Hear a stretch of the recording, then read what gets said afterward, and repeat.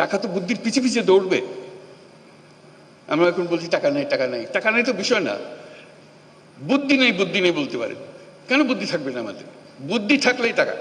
যারা আমরা বলছি রিটায়ার্ড, একটা শব্দ বলছি, আমি বলছি রিটায়ার্ড বলে কোনো শব্দ নাই, পুরো শব্দটাকে আমরা রিটায়ারমেন্টে পাঠিয়ে দিলে ভালো হয়।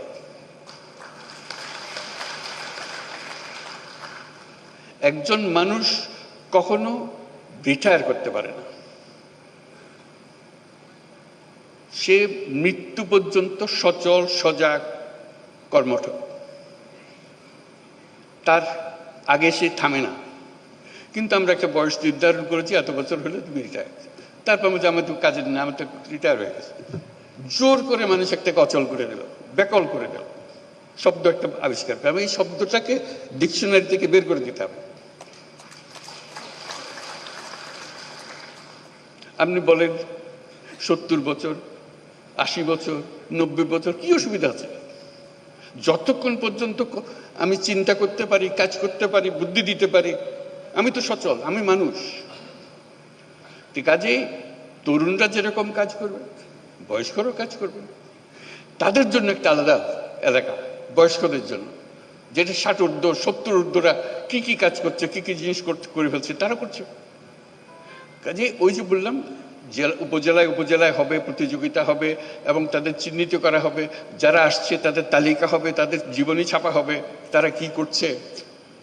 তারপর তাদের দেখতে আসবে সবাই, দলে দলে আসবে, সারা দেশ জুড়ে আসবে, বিদেশ থেকে আসবে, কে কি করছে। আপনাদের বহু ঘটনা জানা আছে, আমার বলার দরকার নেই। কাজে ওইটাই হবে মেলা, যেটা বাংলাদেশের মানুষকে, এই যে বাচ্চা স্কুলে যাচ্ছে সেও বলে যে ওটা দেখে এসে মা আমি ওটা পারবো, আমি এর চেয়ে ভালো পারবো। সে ক্লাস 7-এর ছাত্রী, সে ক্লাস 7-এর ছাত্র, তার মাথায় বুদ্ধি এসছে, করুক না, অসুবিধা কি? বুদ্ধির জন্য তো বয়সের দরকার নেই। বুদ্ধি আলাদা এক জিনিস, সে 100 বর্ষ বয়সী মানুষের কাছ থেকে আসতে পারে, 5 বছরের বাচ্চা থেকেও আসতে পারে, আসুক না। এগুলো দেওয়াটাই হলো এই মেলা।